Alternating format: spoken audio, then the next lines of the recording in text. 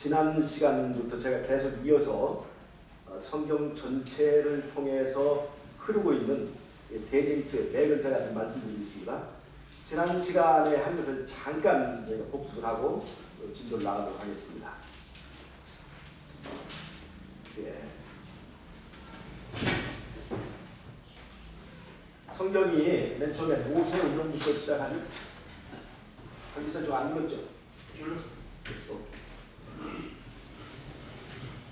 모세오경, 그 다음에 여호수아, 그 다음에 사사기, 그 다음에 룻기, 그리고 사무엘 상하, 그 다음에 열왕기 상하, 역대 상하, 이렇게 성경이 흘러가죠? 이렇게 흘러가죠? 모세오경, 창세기에 여기 에덴이 있었습니다. 그리고 출애굽기, 민수기, 신명기에서 이제 출애굽을 합니다. 애굽을 떠나죠. 떠납니다. 자, 애굽을 떠나서 어느 강을 건넜습니까? 홍해를 바다를 건너죠. 네. 홍해를 건너서 노래를 불렀어요. 그게 무슨 노래예요? 모세 노래를 불렀죠. 모세 노래. 모세 노래를 불렀죠. 홍해를 건너고 모세 노래를 불렀어요.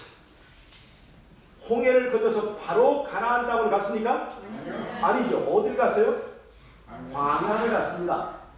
광야. 예. 모래 사막을 간 거죠. 광야를 갔어요. 그 다음에 그들이 가나안에 들어가 산 일은 뭐죠? 전쟁이었습니다. 전쟁이었어요. 그 다음에 단계는 뭐가 있죠? 사사들의 시대였어요. 사사들의 시대. 사사 시대는 이스라엘이 잘 조직화된 상태입니까? 비조직화된 상태입니까? 비조직화된 상태입니다. 즉 하나님께서 그분의 성령이 임하신 사람들을 지도자로 택하여서 쓰시는 시대예요. 이때에 지도자를 택하는 주권은 누구에게 있습니까? 하나님에게 있습니다. 하나님에게 있어요. 즉 성령시대입니다. 이게 사사시대는. 하나님이 이 지도자를 택하여 쓰시는 하나님의 이 전권의 시대입니다. 그 다음에 이스라엘이 왕정으로 넘어갑니다. 왕정으로 넘어가는데 이 왕정은 바로 이스라엘이 조직화된 그 시대가 되는 거예요. 조직화된 시대. 즉 왕도 있고 제사장도 있고 모든 것이 체계화되고 조직화된 시대입니다. 그래서 조직화된 이스라엘로 갑니다. 조직화된 이스라엘. 그런데 비조직화된 이스라엘에서 조직화된 이스라엘로 넘어갈 때 과도기적 기간이 있다고 그랬죠. 그게 뭐냐면 마지막 사사가 누구죠? 사무엘. 그 다음에 이스라엘 위대한 왕이 다윗입니다. 즉 사무엘에서 다윗으로 이렇게 넘어갈 때에 사무엘에서 다윗으로 이동할 때 이 사이에 누가 있게 되냐면 징검다리로 사울이 있게 돼요. 그래서 사무엘에서 사울을 거쳐 다윗으로 넘어가는 과정이 있어요. 이게 과도기적 과정인데 지금 제가 이렇게 얘기를 한 것은 모세오경에서는 에덴 동산에서 시작해서 출애굽하고 홍해를 건너서 광야로 가서 그 얘기들이 다 있고요. 그 다음에 여호수아에서 전쟁 이야기가 있습니다. 그리고 사사기 룻기는 바로 사사시대. 하나님께서 지도자들을 그분의 영이 임하는 사람들을 하나님이 쓰실 만한 사람들을 하나님의 영이 임해서 지도자로 사용하는 사사시대가 열리게 돼요. 그리고 사무엘 상하는 비조직화된 사사시대에서 왕정으로 넘어가기까지의 과도기적 과정을 다루고 있습니다. 그 다음에 열왕기 상하, 역대상하는 이스라엘의 조직화되고 체계화된 그 상태의 역사를 말해줍니다. 근데 제가 왜 이것을 그때 말씀드렸죠? 이 이스라엘의 발전 단계가 마지막 시대의 종말론적 이스라엘의 해체 순서와 같다고 했어요. 자, 지금 우리 마지막 시대에 이스라엘 역할을 하고 있는 재림교회가 조직화된 상태입니까? 비조직화된 상태입니까? 교단이 아주 체계 있고 조직화되고 완전히 그렇게 잘 되어 있는 상태죠. 그런데 여러분, 지금은 조직화된 상태의 교회가 존재합니다. 그러나 여러분, 일요일 시험령이 나면 이 조직이 유지될 수 있을까요? 없을까요? 이 말은 교회가 없어진다는 것이 아닙니다. 이런 조직화된 교회가 시대가 지나는 거예요. 그럼 비조직화된 재림교회 상태로 가는 거예요.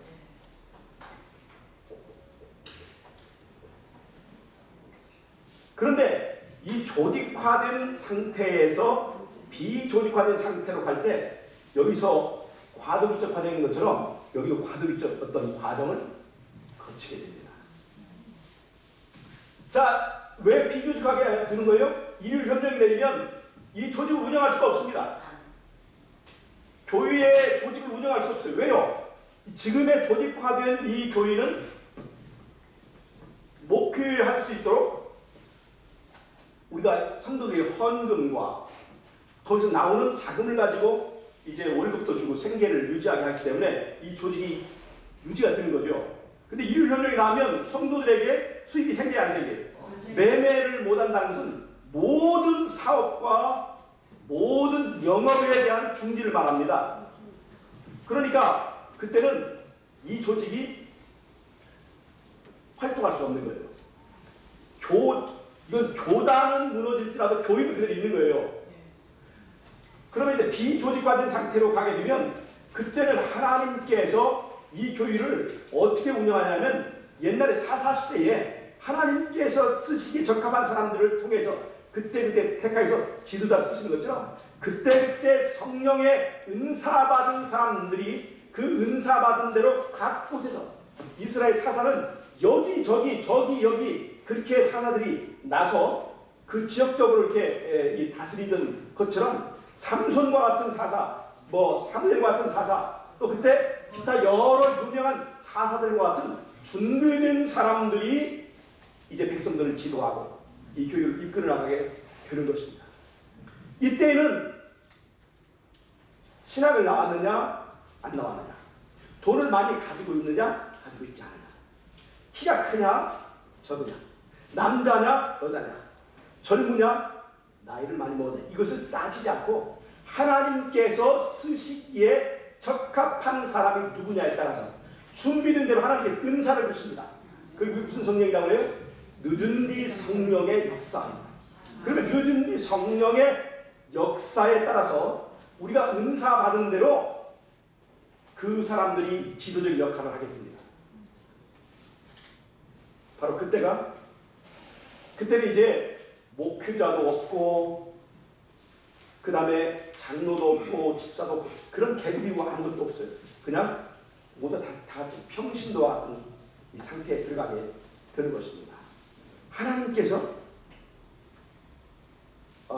하나님께서 주시는 은사와 그 기능에 따라서 그 직분을 수행하게 됩니다.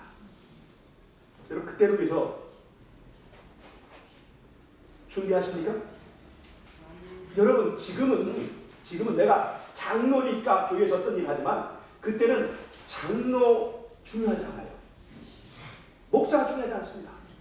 어떤 은사를 받았느냐 그것이 중요한 거예요. 그래서 그때를 위하여 우리가 준비되는 거 굉장히 중요합니다. 나는 평신도이기 때문에 주를 위해서 일하기에 너무나 작은 것이다 말할 필요가 없는 거예요. 주님께서 쓰실 만한 그릇을 준비한 누구라도 하나님께 생각해 쓰실 수 있는 것이 바로 이 마지막 때의 늦은 성령의 시대의 일입니다.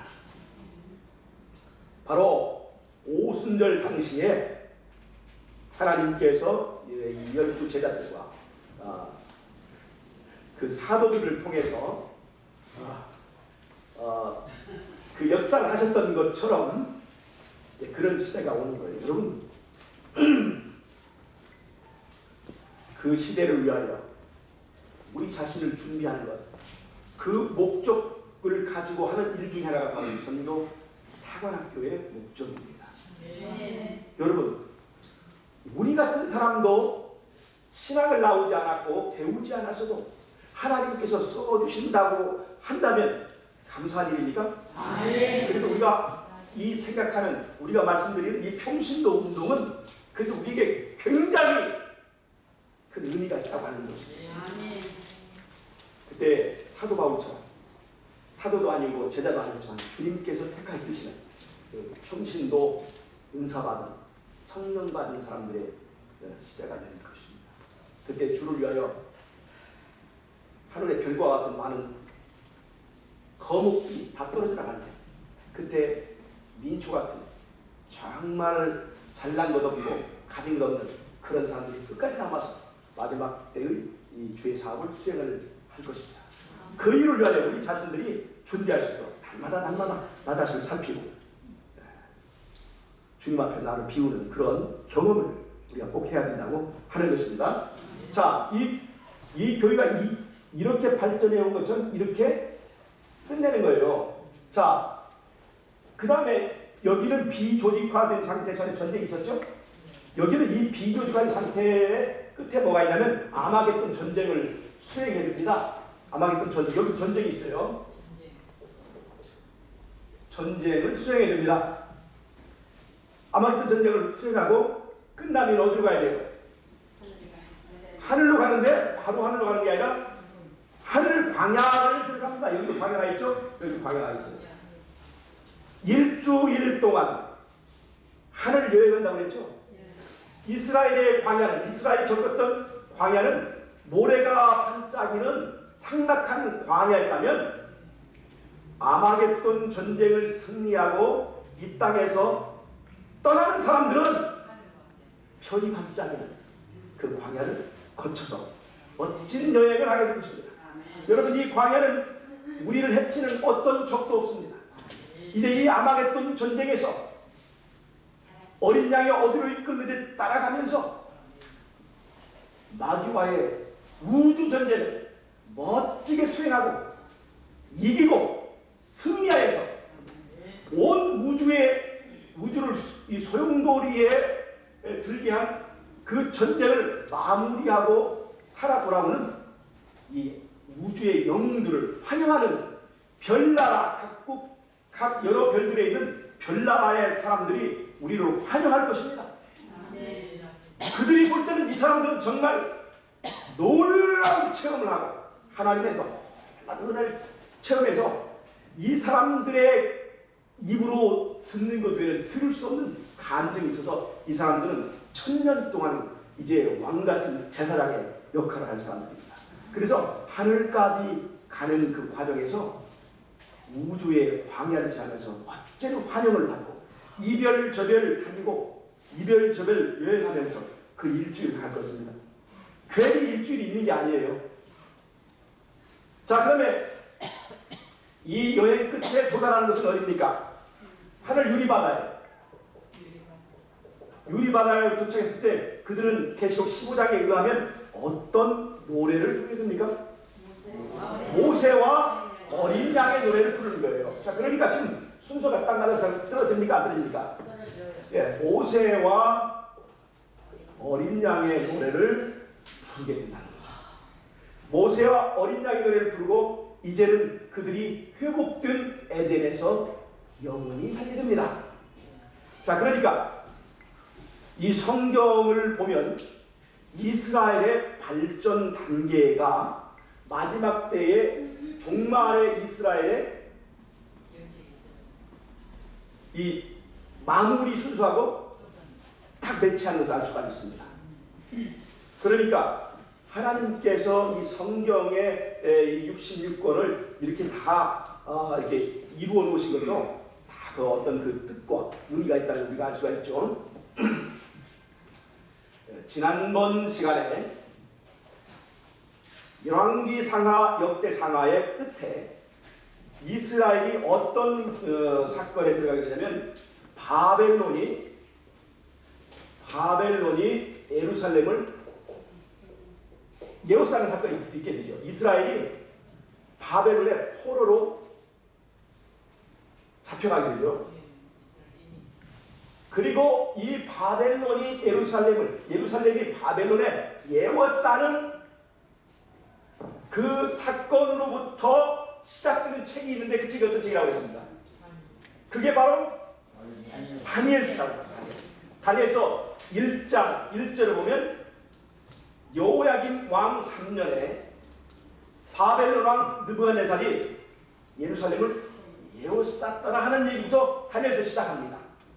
그러면서 다니엘서가 1, 2, 3, 4, 5, 6, 7, 8, 9, 10, 11, 12 이렇게 12개의 장으로 다니엘서가 구성이 됩니다. 이 다니엘서의 시작과 12개의 장으로 되어 있는 이 다니엘서의 구성은 마지막 때 종말의 사건을 말하는 요한계시록과 정확하게 맺힌다 제가 말씀을 드렸습니다. 마지막 때 여호야김 왕 3년에 예루살렘이 바벨론에 예워싸인 거죠. 마지막 때에 짐승의 우상을 세우는 사건이 있을 것입니다. 그게 뭐예요? 그것이 일일 현명입니다. 일일 현명은 다른 말로 하면 예루살렘을 바벨론이 예워싸인 것입니다. 군대가 거룩한 곳에 선 것을 보거든. 너희는 어디로 도망하나? 산으로 도망하라. 멸망에 가져간 것이 거룩한 곳에 선 것을 보거든. 이것이 예수님께서 말씀하신 것인데 AD 70년에 적용이 되었고 마지막 때 일일 현명에 정확하게 적용이 됩니다. 그리고 이 예루살렘이 바벨론에 에워싸인 사건이 계시록 13장에 나오는데 계시록 12장, 13장 그리고 계시록 14장에 바로 이 예루살렘이 바벨론의 에워싸이는 사건과 관련되는 것과 관련되는 사건들을 말합니다. 그런데 계시록 12, 13장에는 짐승의 삼중연합이 있고 계시록 14장에는 새 천사의 기밀이 있습니다. 짐승의 삼중 세 마리의 짐승과 세 분의 천사가 싸우는 거예요. 여러분, 사람과 짐승이 싸우면 누가 이길까요? 짐승이 이깁니다. 그러나 천사와 짐승이 싸우면 누가 이길까요? 그래서 이기는 거예요. 계시록 12장 13장에는 짐승의 삼중연합 세 마리의 짐승이 있습니다. 계시록 14장에는 세 마리가 아니고 세 천사가 있어요. 이 천사한테 분을 붙여야 될지. 우리 예전에 그 유년을 가르쳤는데 어떤 유년 아이에게 기도를 좀 하라고 했더니 하나님 오늘 우리 집에 가는데 천사 세 마리만 보내주세요. 그런 아이가 있었어요. 정말 천사를 세 마리 보내달라. 근데 그게 이 세 마리는 짐승에게 가는 거고 세 분의 천사입니다. 근데 이 세 분의 천사는 사실 누구를 가리키는 겁니까? 우리를 가리키는 거예요. 우리를. 세 천사의 기별을 전하는 우리를 천사라고 하는 거예요. 보내심을 받은 사람들이에요. 여러분, 사람이 짐승과 대항하면 이기지 못합니다. 그러나 천사가 짐승과 싸우면 이깁니다. 여러분, 우리는 사람으로 싸워야 됩니까? 천사로 싸워야 됩니까? 여러분, 우리가 천사가 될 수 있습니까? 있습니다. 바로 그것입니다. 내 힘으로 싸우면 이길 수 없지만 하나님의 보내신 자, 천사라는 게 뭐예요? 보내심을 받은 사람이에요. 그러니까 보내신 주인의 이름으로 주인의 능력으로 싸우는 사람은 천사입니다. 천사로서 싸우면 이긴다는 법칙이에요. 여러분, 사람의 힘으로 하면 변화될 수 없지만 천사로서 하면 변화될 수 있다는 것입니다. 사람의 힘으로 하면 흠없음의 상태에 이룰 수 없지만 천사가 되면 흠없음에 이룰 수 있습니다. 문제는 우리가 천사 될 수 있느냐 아니냐. 주인이 나를 보내셨으면 그것에 응하는 사람이 바로 천사입니다. 주인의 뜻에 순종하는 것이 천사입니다. 주인의 이름으로 나가는 사람이 천사입니다. 주인의 능력으로 싸우는 사람이 바로 천사라고 하는 것입니다. 그래서 세 천사와 세 마리의 짐승과의 싸움이 마지막 때 대쟁투예요. 그런데 우리는 세 사람과 세 마리의 무서운 짐승과의 싸움으로 생각을 하기 때문에 우리는 이 전쟁을 이기지 못합니다. 이해를 하셨죠? 우리는 예수님을 믿을 때 천사로 거듭나는 것입니다. 아멘. 자, 그래서 계시록 14장에는 세 천사가 있고 계시록 12, 13장에는 짐승, 세 마리의 짐승이 있습니다. 그런데 이 구조가 이 계시록 14장의 세 천사는 다니엘서의 6장과 이 1장에서 6장까지가 연결되고 7장에서 12장까지의 이 부분은 계시록 12, 13장의 짐승의 삼중연합과 연결된다. 제가 지난번에 말씀드렸죠. 지난번에 제가 1장에서 6장까지의 다니엘서의 내용이 왜 세 천사의 기별과 일치하는지를 설명을 다 드렸습니다. 기억나세요? 이것을 여러분 잘 보셔야 돼요. 제가 지난번에 다니엘서 1장에서 6장까지는 예언 부분입니다. 아니, 역사 부분입니다. 7장에서 12장까지는 예언 부분이에요.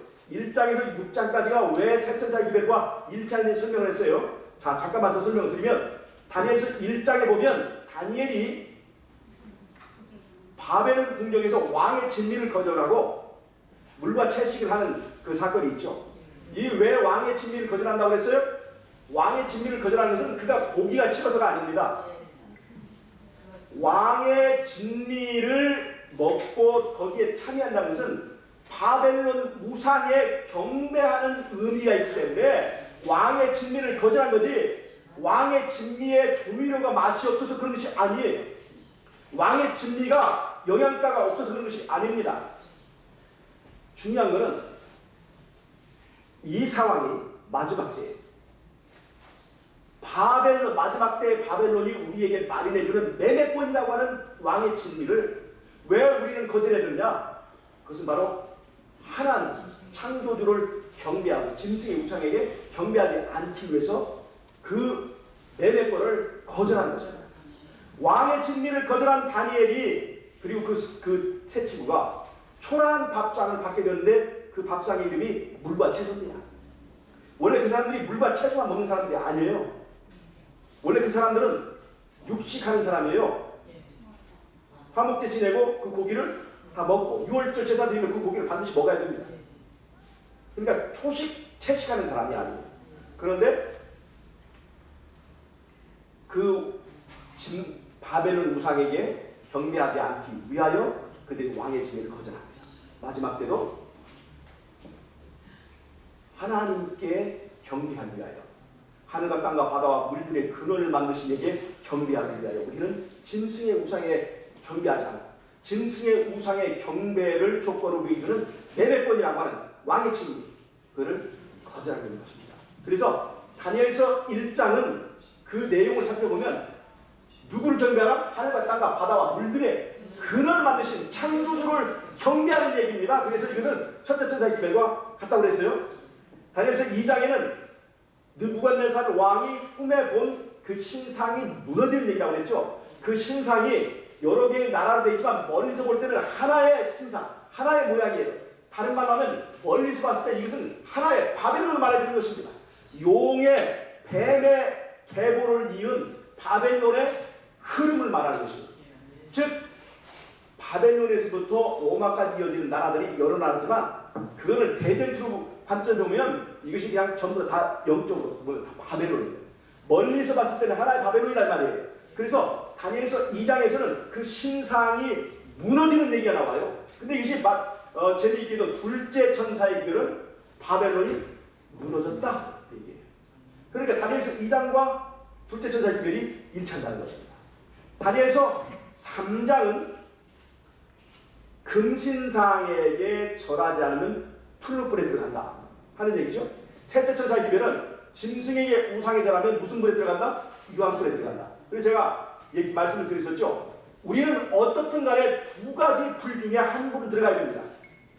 짐승의 우상에게 경배하면 유황불에 들어갈 것이고 짐승의 우상에게 경배하지 않으면 다니엘 3장에 풀무불에 들어갈 것입니다. 이 풀무불이 영적인 풀무불이에요.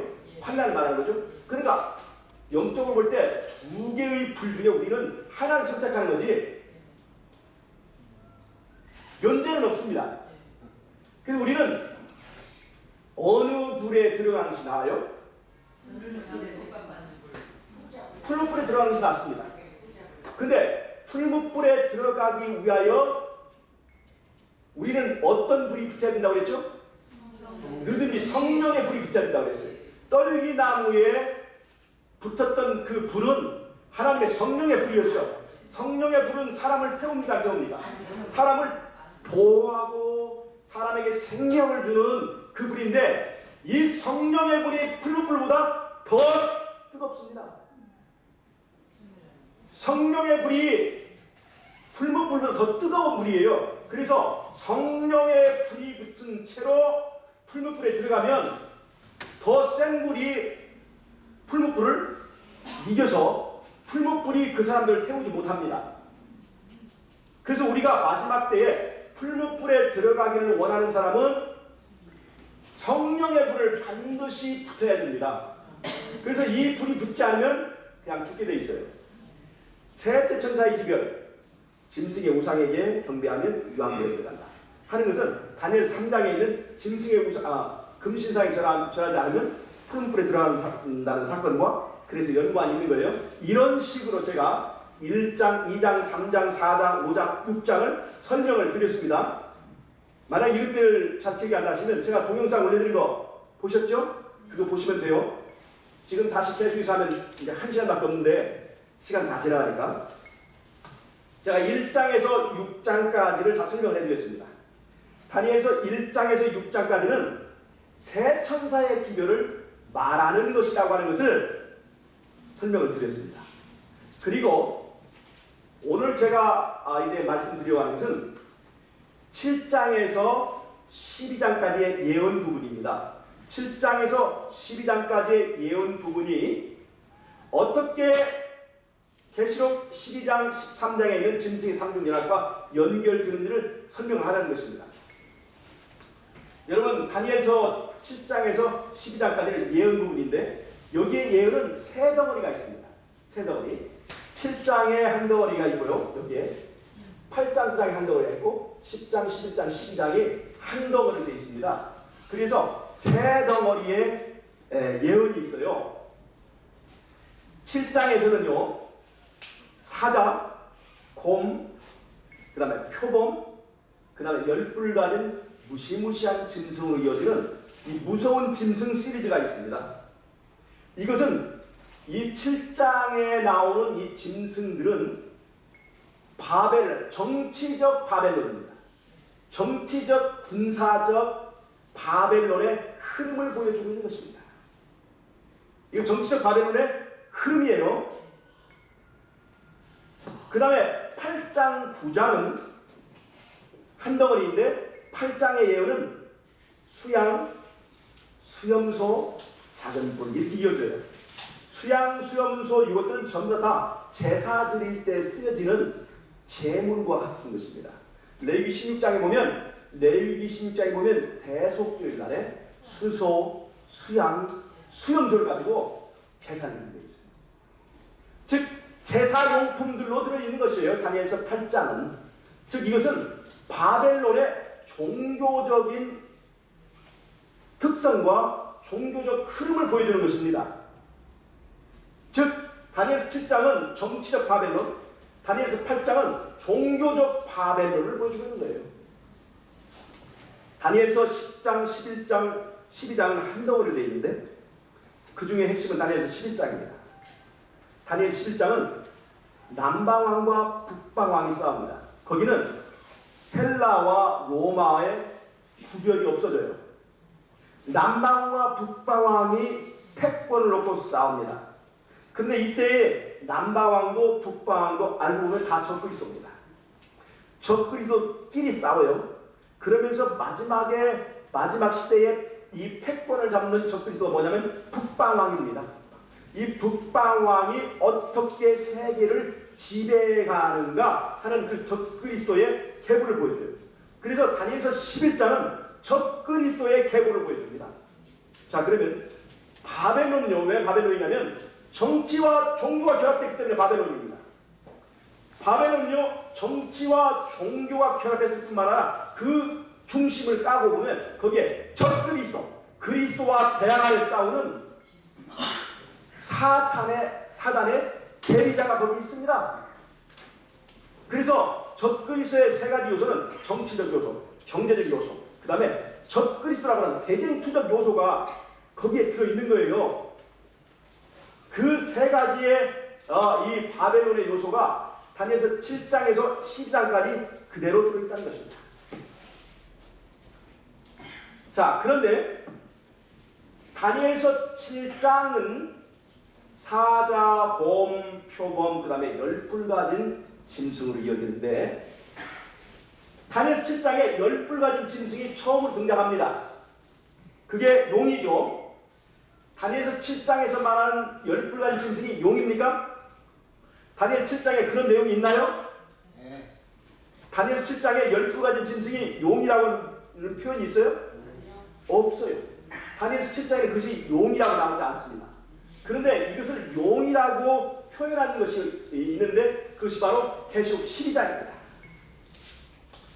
성경에 10뿔 가진 짐승이 다니엘 7장에 나오다가 그리고는 툭 등장이 없어요. 사라져버려요. 그러다가 성경에 다시 10뿔 가진 짐승이 등장하는데 그것이 바로 계시록 12장에 등장합니다. 계시록 12장에 10뿔 가진 짐승인데 그때는 머리가 7개로 되어 있어요. 그 10뿔 가진 짐승을 붉은 용이라고 표현하고 있습니다. 자, 용이에요. 계시록 12장에서 그 용은 뭐냐면 여자가 아이를 낳으면 그 아이를 삼키라고 했습니다. 바로 이 사건은 어떤 사건이에요? 창세기 3장 15절에 여자의 후손이 뱀의 머리를 짓밟으리라 얘기했어요.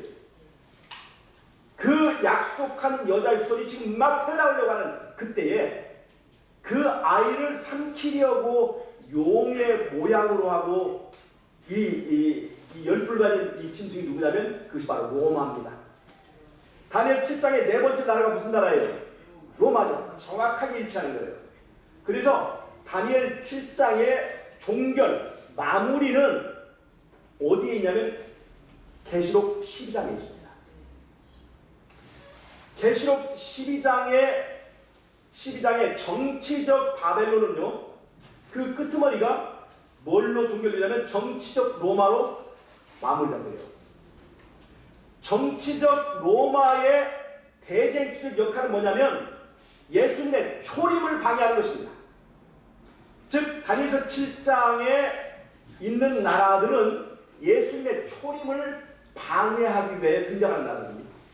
자, 뱀에게 하신 그 청천벽력 같은 얘기가 뭐냐면 여자의 후손이 태어나서 너의 머리를 박살낼 것이다 그랬어요. 자, 그러니까 뱀은 누가 제일 무섭습니까? 그 여자의 후손이 무서운 거예요.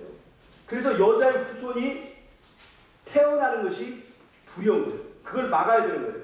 근데 그 여자의 후손이 어디를 통해서 태어날 것이라는 것이 예언이 됐어요, 안 됐어요?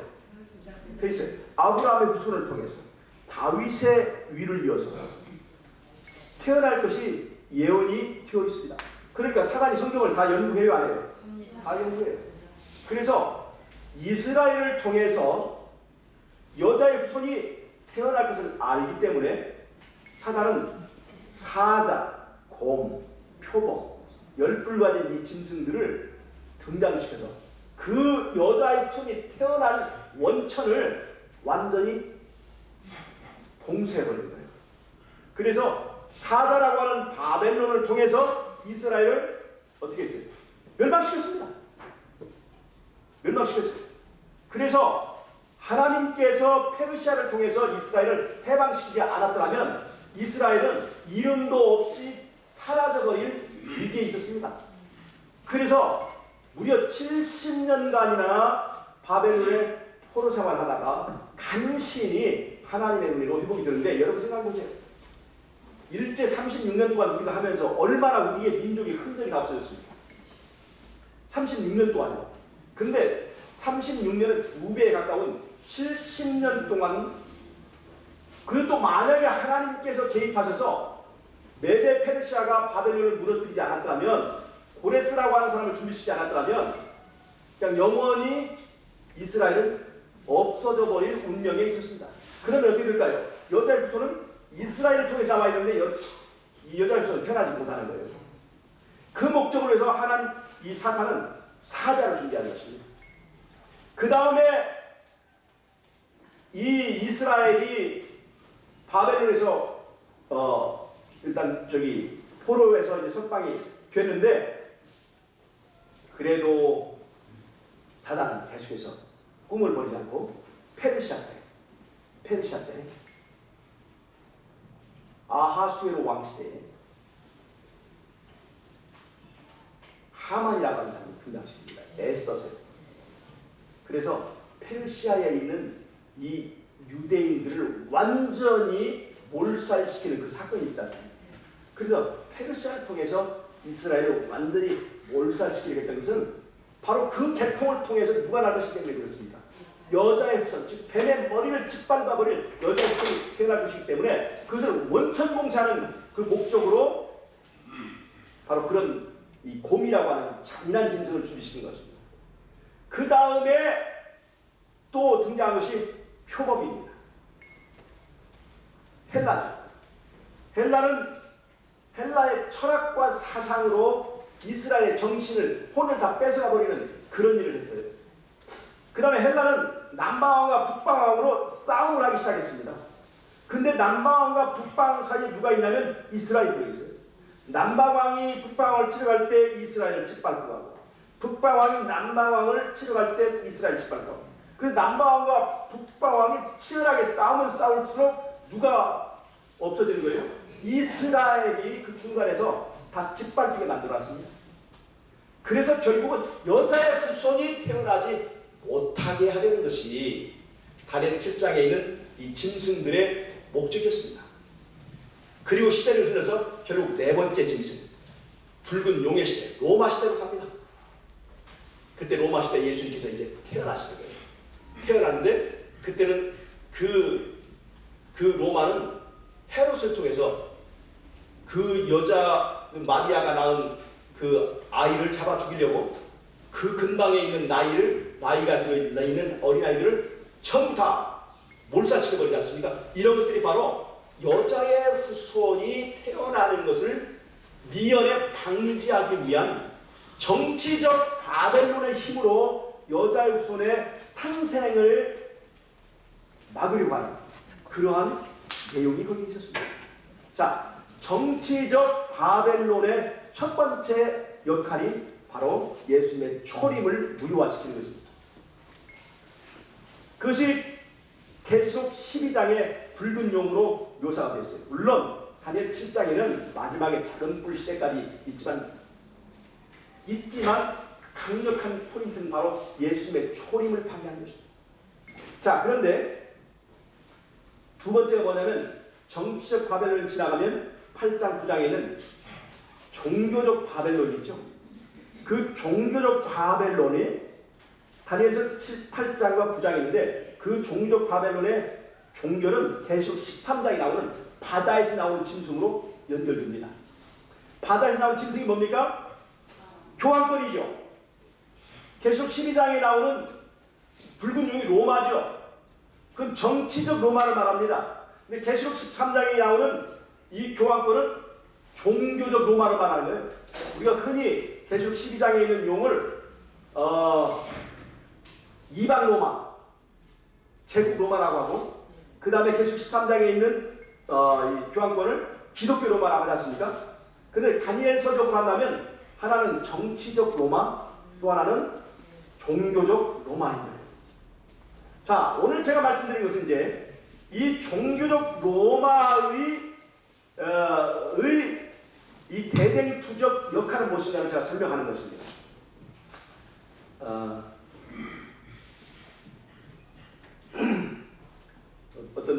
돌리십니까? 2, 30사님 앞에 좀 지우셔요. 자, 여러분,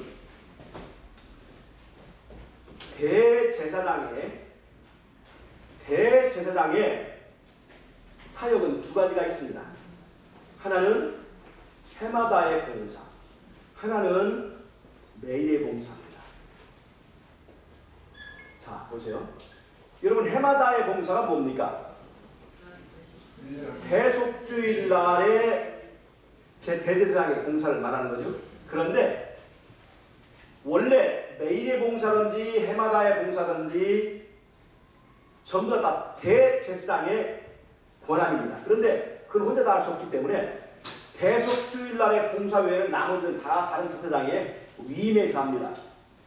위임에서 하지만 그 권한의 뿌리는 대제사장이 가지고 있어요. 자, 그런데 원래 해마다의 봉사라고 하는 건요, 대속주일 날을 말하는 것이 아닙니다. 자, 해마다의 봉사라는 것은 1년에 한 번씩 있는 7개의 명절 자체가 전부 다 해마다의 봉사입니다. 1년에 한 번씩 있는 거. 그 중에 대표적인 것이 바로 대속주일 날입니다. 자, 1년에 한 번씩 있는 이스라엘의 7개의 절기가 있죠? 7개의 명절이 있는 거예요. 자, 첫 번째가 뭡니까? 봄절기. 자, 맨 처음에 6월절. 그 다음에 무교절 일주일. 그 다음에 요제절. 그 다음에 오순절. 이게 봄절기 4개입니다. 그 다음에 가을절이 3개가 있습니다. 대속절이 핵심입니다. 그 다음에 그 전에 나팔절이 있고요. 대속절이 끝나면 7월 15일에 칠칠절, 즉 초막절이 있습니다. 이렇게 해서 7개의 절기예요. 이거는 잘 보세요. 이것이 바로 해마다의 봉사의 전부입니다. 그 중에 대표적인 것이 바로 대속주일이에요. 이 대속주일에만 대제사장이 봉사를 합니다. 그러나 7개의 절기가 전부 다 해마다의 이 봉사라고 볼 수 있습니다. 자, 이 해마다의 봉사의 의미는 뭐냐면 예수님이 이스라엘 전체를 대표해서 이스라엘이 믿든지 안 믿든지 이스라엘 전체를 대표해서 행하시는 예수님의 절차, 과정을 말합니다. 자, 6월절은 뭘 말하죠? 예수님이 십자가에서 6월절에 돌아가셨습니다. 이 십자가는 예수님이 구원받을 사람들만 위하여 돌아가셨을까요? 구원받지 못할 사람까지도 모두를 위하여 죽으셨을까요? 이 십자가는 이스라엘이 믿든지 안 믿든지 모두를 대표하여 예수님이 하시는 절차입니다. 자, 무교절. 이 안식일은 절기 안식일이면서 제7일 안식일을 예수님이 지키시고 쉬셨죠. 이 무교절은 일주일간 행하는데 이거는 이스라엘의 출애굽 과정을 말하는 것입니다. 예수님 그대로 무덤에서 지키셨죠. 그 다음에 무교절 첫날 일요일, 그때는 일요일이죠. 첫째 날에 예수님께서 부활하셨습니다. 그게 바로 요제절을 이루시고, 요제절은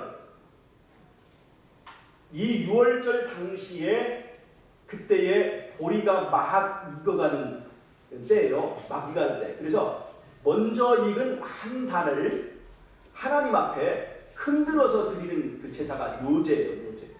이 요제는 부활의 첫 열매이신 예수님이 부활할 때 조용하게 부활하셨습니까? 흔들면서 부활하셨습니까? 땅을 흔들고 예수님 부활하셨죠? 이건 하나님 앞에 요제로 바쳐진 것입니다. 요제는 예수님의 부활을 상징하는 것입니다. 그리고 이 요제를 세가지고 50일 드는 날이 오순절인데, 이 오순절은 이스라엘 출애굽한 지 50일 드는 해에 하나님께서 시내산에 강림하셔서 하나님께서 십계명을 주신 그런 날이에요. 즉 이스라엘이 합법적인 국가로서 이제 시작하는 것입니다. 이 오순절에 예수님께서 합법적인 대제사장으로서의 기능을 시작하는데 하늘 성소가 계시된 때입니다. 이때 하늘 성소가 계시되면서 축하 선물로 이 땅에 무슨 선물을 주셨어요? 오순절 성령을 선물로 주셨습니다. 자, 이렇게 예수님이 우리가 믿든지 안 믿든지 우리를 위하여 이러한 절차들을 진행하시는데 나팔절은 언제 실현이 됐어요? 재림 운동 때 이 나팔절이 실현이 되었습니다. 그리고 지금 우리는 대속주의 시대를 지나고 있는 거예요. 그리고 이것이 끝나면 우리가 초막절, 하늘에 가서 이제 초막절을 어린 양의 혼인잔치, 또 초막절을 지내게 됩니다. 자, 여러분 잘 보세요. 여러분, 예수님은 우리 모두를 위해 값을 치르셨습니까? 치르셨어요? 네. 우리 모두를 위하여 값을 치렀죠? 예. 근데 우리 모두가 구원을 받습니까? 아니요. 그러면 예수님께서 일방적으로 우리 모두를 구원하시면 좋겠습니까? 아니요. 일반적으로. 아니요. 예수님이 우리를 일방적으로 구원하실 수가 있습니다. 있으시지만. 그러나 예수님이 우리를 일방적으로 구원하지 않으십니다. 왜냐하면 천국은 일방적으로 우리를 지배하는 체제가 아니에요. 누가 원해야 되는 거예요? 내가 원해야 돼요. 내가 하나님께 대한 경배가 우러나서 해야 되는 거고 하나님과 사는 것이 내가 원해서야 하는 거예요. 천국은 함께 사는 세상이에요. 누가? 하나님과 사람이 천사와 함께 사는 세상인데 함께 사는 하나님과 함께 사는 것이 두려운 사람, 하나님과 함께 사는 것이 껄끄러운 사람, 이런 사람들을 일방적으로 천국에 갖다 놔도 천국이 행복한 곳일 거예요? 아니면 두려운 곳일까요? 두렵고 지옥이 되는 거예요. 사단이 말한 지옥. 원하지도 않는데 경배를 요구하고 원하지도 않는데 안식일을 지켜야 되고 원하지도 않는데 그 예배에 참석해야 되고 이거는 사단이 말한 지옥이기 때문에 이제는 하나님께서 아무리 천국이 좋다 할지라도 내 의사에 의하지 않고 원하지 않는 사람들을 억지로 끌어가실 수가 없게 되어 있습니다. 이 선악간의 대쟁 때문에 그렇습니다. 그래서 십자가에서 우리 모두를 위하여 값을 치렀다 할지라도 반드시 누구의 의사를 묻는 절차가 있어야 됩니까? 우리의 의사를 묻는 절차가 있어요. 그것이 바로 뭐냐면 매일의 봉사입니다. 매일의 봉사. 이 매일의 봉사는요,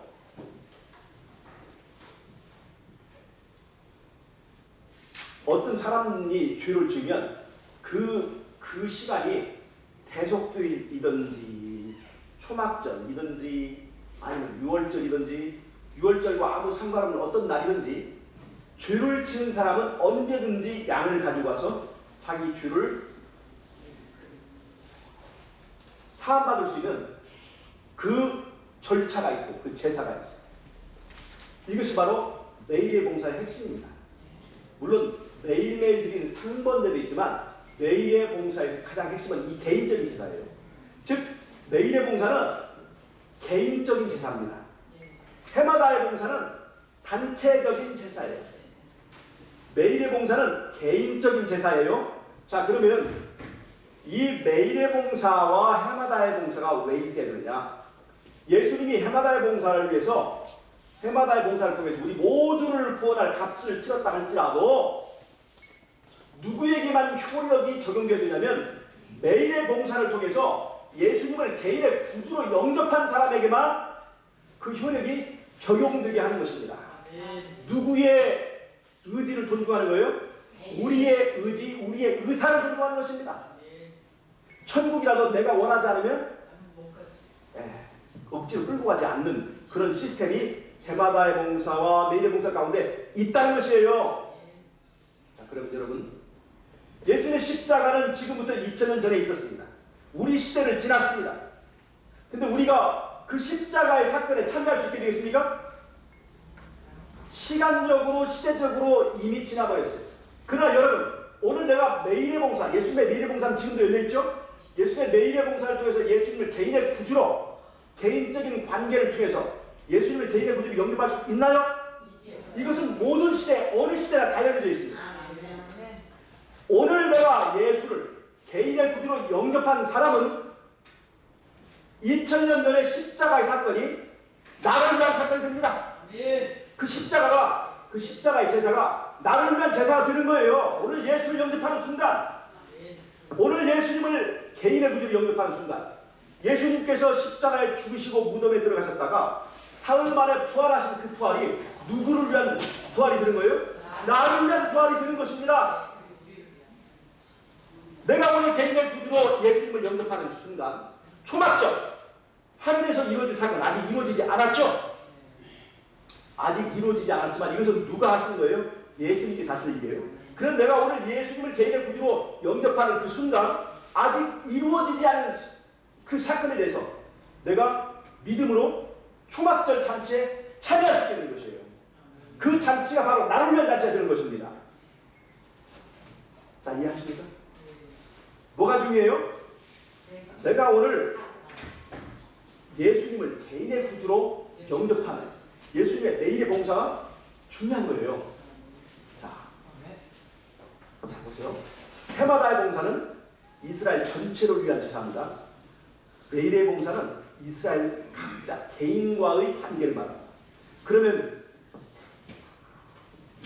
내가 예수님의 십자가의 보혈의 공로가 내게 적용되려면 나에게 요구되는 것은 뭐 하나뿐입니까?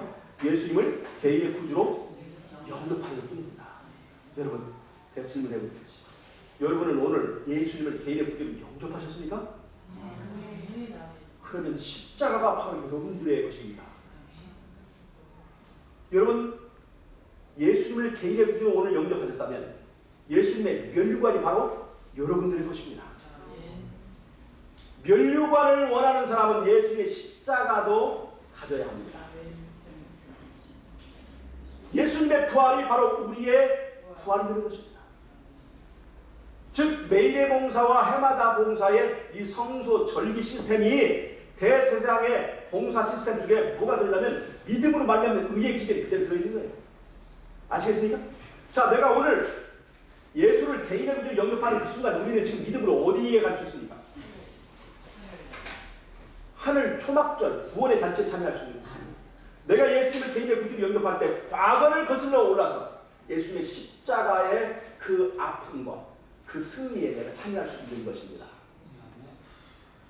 이것이 바로 해마다의 봉사와 매일의 봉사가 우리에게 주는 후속의 원리입니다. 자, 그러면 해마다 봉사, 이스라엘이 전부 다 100명이라고 합시다. 그럼 해마다의 봉사는 100명 모두를 위해서 값을 치렀습니다. 100명 모두의 값을 치렀는데 구원받는 사람은 몇 명일까요? 구원받는 사람은 100명이 다는 아니죠. 어떤 사람에게만? 예수님을 개인의 구주로 영접한 사람. 그 사람에게만 그 100명의 효력이 적용된 것입니다. 그러면 해마다의 봉사와 매일의 봉사가 맞아 떨어지는 날이 있어야 돼요. 결산을 봐야 돼요. 결산. 그 결산 본 날이 언제예요? 그것이 바로 대속주일인 거예요. 자, 이해하시겠습니까? 해마다의 봉사에서 예수님께서 치르신 십자가의 공로가 누구에게 적용될 것인가를 확정하는 것이 바로 대속주일인 거예요. 자, 여러분, 성소의 기별을 우리처럼 올바르게 가지고 있는 백성은 없습니다. 이 성소 기별이 바로 이게 믿음으로 말미암는 구원의 원리가 들어있어요. 이것보다 더 확실하게 설명할 수 있는 믿음으로 말미암는 의미가 있습니까? 내가 예수를 오늘 개인의 구주로 영접하는 즉시 예수님의 십자가가 나 개인을 위한 사건이 되는 거예요. 역사적인 사건이 아니라 나 개인의 순간이 되는 거예요. 예수님의 초막절이 나를 위한 잔치가 된다는 것입니다. 이것을 설명하는 것이 대제사장의 해마다의 봉사, 매일의 봉사에 들어있어요. 자, 제가 왜 그럼 이 이야기를 다니엘서를 얘기하다 뜬금없이 왜 이야기를 했을까? 다니엘서 7장에 있는 사자와 곰과 표범과 열불 가진 무서운 짐승들이 하는 것은 이 두 개, 해마다의 봉사와 매일의 봉사 가운데서 첫 번째는 해마다의 봉사를 해방놓고 있습니다. 예수님의 십자가를 방해하려고 했어요. 즉 십자가의 제사가 이루어지지 않게 하려고 했습니다. 해마다의 봉사를 예수님 만약에 한 번이라도 죄를 지으면 그 제물로서의 가치가 떨어지고 해마다의 봉사가 무효가 되는 것입니다. 그럼 우리의 구원도 다 사라집니다. 근데 예수님께서 사단이 아무리 핍박하고 유혹해도 한 번도 죄 짓지 않고 십자가에서 승리하셨죠. 그리고 예수님은 어디로 올라가셨어요? 하늘로 올라가셨어요. 이제 성소는 하늘로 왔고 사단은 하늘에서 땅 내쫓겼습니다. 이 사단은 해마다의 봉사를 그 다음부터 진행되는 해마다의 봉사를 사단은 방해할 수 있을까요, 없을까요? 방해할 수 없게 됐어요. 예수님은 하늘로 올라가셨고 이 땅에 계셨을 때 방해할 수 있었는데 하늘로 올라가셨고 사단은 이 땅에 내쫓겼기 때문에 해마다의 봉사를 더 이상 방해할 수 없게 되어 있습니다. 다니엘서 7장에서의 그 사단의 정치적 바벨론의 포커스는 예수님의 해마다의 봉사를 방해하는 것이었어요. 그런데 예수님이 부활의 하늘 성소로 올라가셨습니다. 그러면 이제 그 다음에 다니엘서 8장에서 말하고 있는 사단의 이제 그 역할은 뭐냐면 다니엘서 8장 13절 14절 한번 보세요.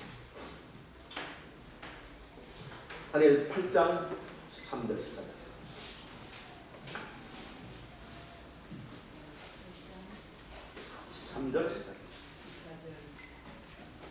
내가 들은즉 한 거룩하니가 말하더니 다른 거룩하니가 그 말한 이에게 묻되 환상에 나타난 바 매일 드리는 제사와 망하게 하는 죄악에 대한 일과 성소와 백성이 내준 바 되며 집합할 길이 어느 때까지 이르고 하매 그가 내게 이르되 2300주야까지니 그때의 성소가 정결하게 되리라 하겠느니라. 예. 다니엘서 8장 9절부터 14절까지 작은 뿌리 하나님의 백성들의 행하는 만행을 설명하고 있습니다. 그 중에 하나가 뭐냐면 매일의 봉사, 매일 드린 제사를 폐하는 일입니다. 이 매일 드린 제사라고 하는 것은 안티오쿠스 에피파네스에게 적용되기 위한 해석으로 이건 의역이 된 것입니다. 초기 문집에 보면 매일 드린 제사라는 말은 정확하지 않다고 했어요. 우리 재림들이 이것을 매일의 봉사, 예수님의 매일의 봉사로 해석합니다. 타미드라고 하는 것이죠.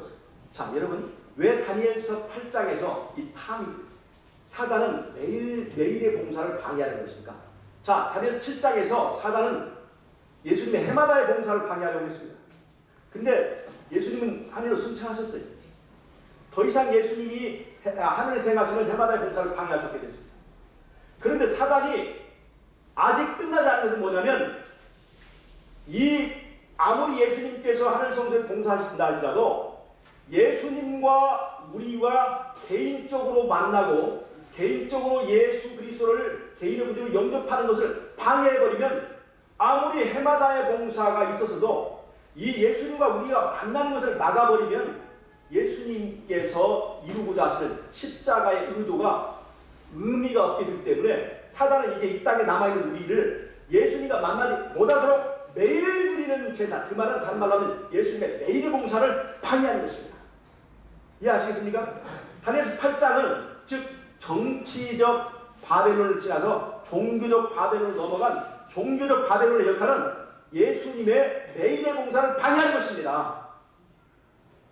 그 매일의 봉사가 뭐예요? 예수님의 매일의 봉사는 예수님과 우리의 개인적인 관계예요.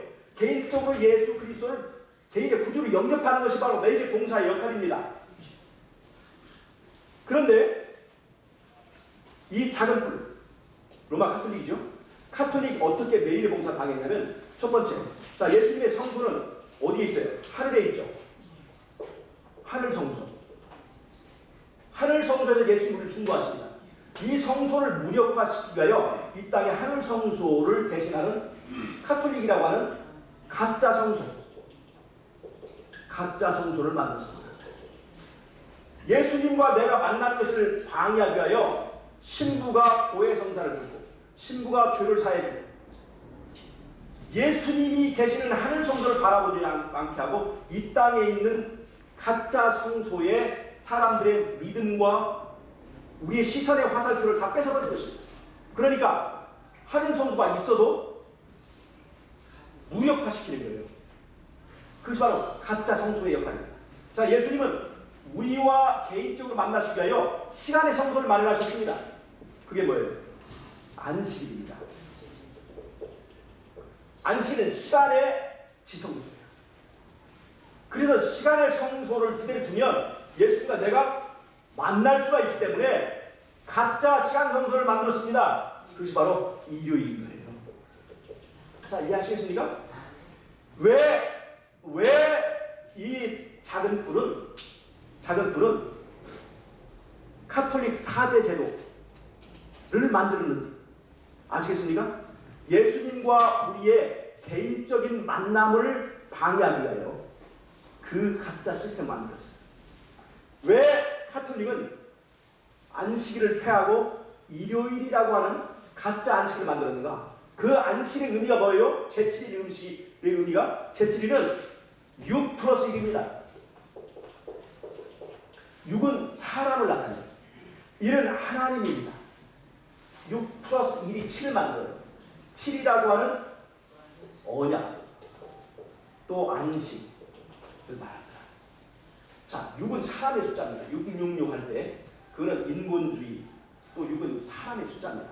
사람이 몇째 날에 태어났어요? 6번째 날에 태어났어요. 6은 사람의 숫자를 말합니다. 그런데 6인 사람이 1은 하나님과 만날 때에 7이라고 하는 안식일로 돌아갑니다. 맞습니까? 이게 안식일의 비밀이에요. 안식일은 일을 안에서 얻는 안식이 아니라 하나님을 만나서 얻는 안식이라는 것이 여기에 들어있는 거예요. 제7일 안식일은 그 날의 의미가 있는 게 아니라 그 날 속에 들어있는 구원의 방식이에요. 제7일 안식일에는 구원의 원리가 들어있는 거예요. 구원이라고 하는 것은 우리가 안식의 나라로 가는 것입니다. 천국이 안식의 천국이에요.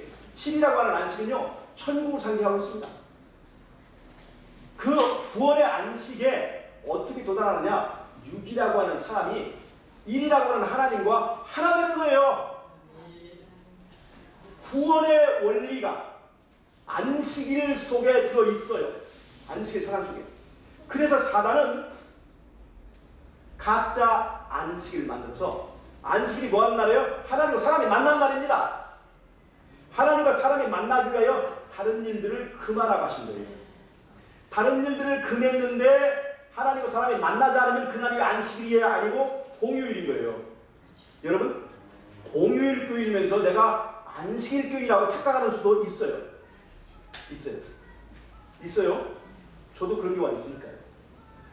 우리는 공휴일 교인이라고 생각하면 우리는 사람입니다.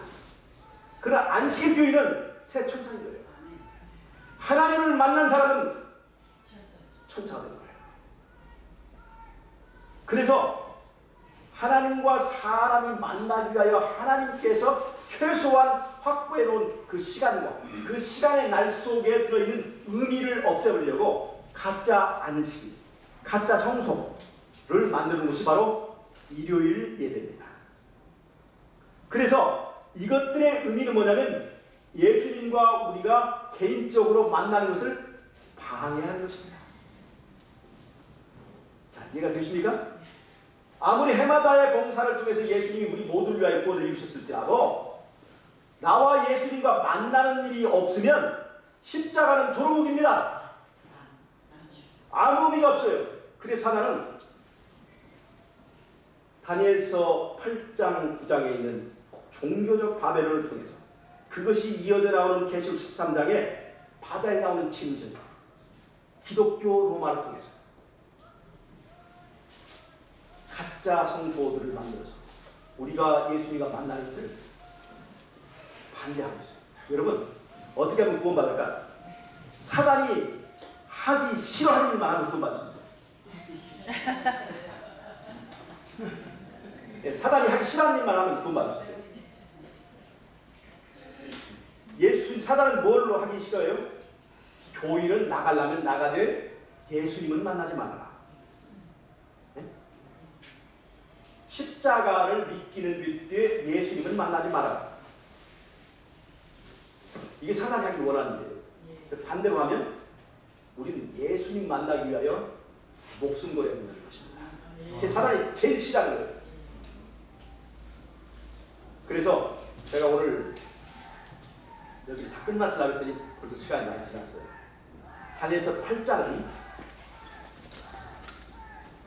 예수님의 매일의 봉사를 무력화하기 위하여 종교적 바벨론을 등장시켜서 사단이 우리로 하여금 예수님과 우리의 관계를 맺지 못하는 것입니다. 제가 조금만 더 설명을 마치겠습니다. 다니엘서 7장에 보면 예수님께서 나라를 받습니다. 자, 예수님이 십자가에 이기셨죠. 자, 여러분 잘 보세요. 나라를 받으려면요, 채워야 되는 조건이 세 가지가 있습니다. 첫 번째, 왕이 있어야 돼요. 여자 희손이 있어야 되는 거예요. 두 번째, 그 나라에 법이 서야 합니다. 또 하나가 뭐냐면 백성이 있어요. 백성이 있어야, 그 나라를 받을 백성이 있어야 되는 거예요. 백성. 이건 무리가 있어야 되는 거예요. 무리. 한두 사람이 아니라 무리가 있어야 되는 거예요. 무리가. 자, 왕은 되었으니까 십자가에서 왕은 인정을 받았습니다. 법도 십자가에서 굳게 섰습니다. 중요한 건 무리가 서야 되는 건 무리. 계시록 6장 9절 한번 읽어주세요.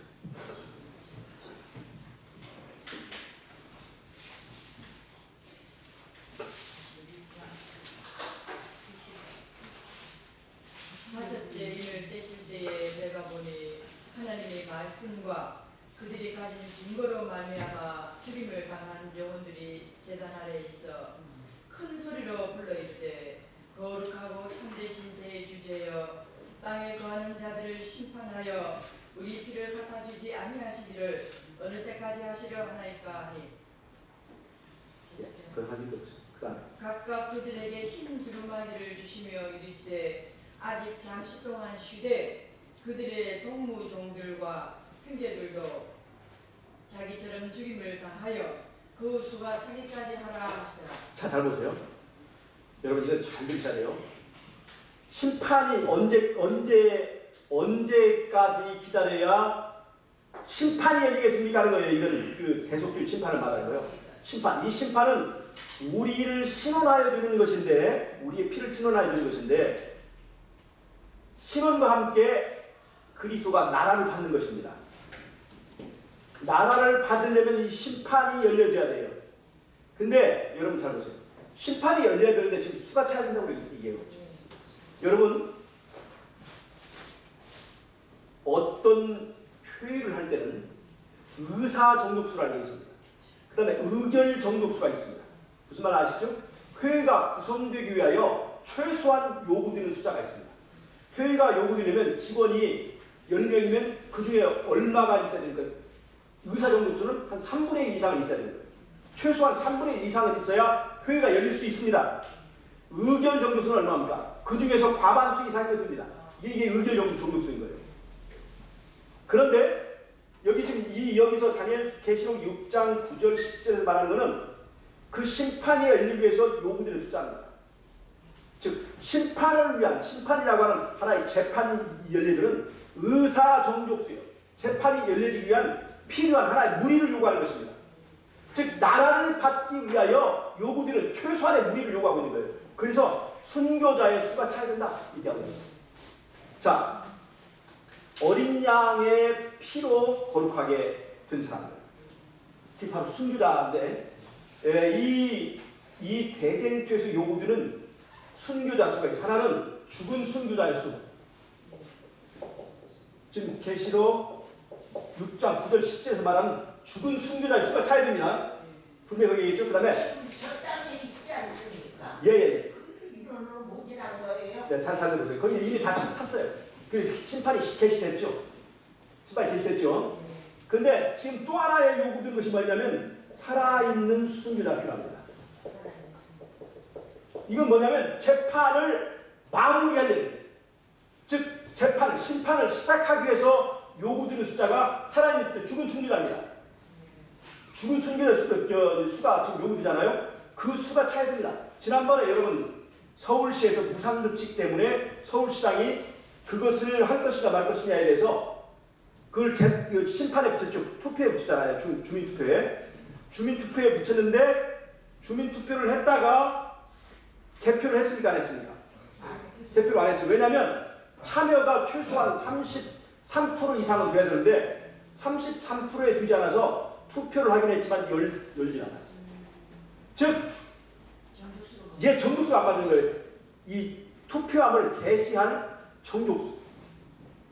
그래서 이 심판이 시작되기 위해서 필요한 정족수가 뭐냐면 살아있는 순교자 숫자입니다. 그런데 이 심판을 마치고 예수님께서 나라를 확실하게 받기 위하여 피를 드는 숫자가 있는데 그것이 바로 살아있는 순교자입니다. 살아있는 순교자. 그게 누구냐? 그게 누굴까? 그게 바로 십자가 사천이에요. 살아있는 순교자. 죽은 순교자가 더 쉬울까요? 살아있는 순교자 더 쉬울까요? 이것이 훨씬 어렵습니다. 이 마지막 때에 예수님의 성소 봉사를 마치기 위해서 성소 봉사를 시작하기 위해서 필요한 것이 죽은 순교자 숫자입니다. 그럼 마지막 때 심판을 마치기 위하여 요구되는 숫자가 바로 살아있는 순교자 이들의 준비입니다. 물론 죽었다는 거죠. 제가 이 표현은 조금은 아이러니한 표현이죠. 역설적인 거죠. 순교는 죽어야 순교자죠. 그래서 제가 살아있는 순교자와 죽은 순교자 있는데 죽지 않았어도 죽는 것보다 더 심한 고통과 환난을 견디는 사람, 그렇게 표현을 한 것입니다. 자, 그래서 제가 이 얘기를 다 하면 7시까지 해야 되니까 그러면 다음부터 여러분들이 저를 보려고 나눌 것이니까 여기서 제가 마칠게요. 다음 시간에 살아있는 순교자의 의미에 대해서 말씀드리고 세 번째 적그리스도를 말하고 있는 적그리스도의 계보를 말하고 있는 다니엘서 11장의 이야기와 계시록 13장에 있는 두 뿔 가진 수양과의 관계를 제가 다음 시간에 말씀을 드리도록 하겠습니다. 네, 그래서 오늘 제 강의는 여기까지 마치고 다음 시간에 그 나머지 이야기를 하겠습니다. 여러분 얘기가 흥미롭지 않습니까? 우리의 운명과 관련되어 있는 얘기. 그러니까 빠지지 마시고 잘 참석하시면 이 말씀을 잘 들으실 수가 있습니다.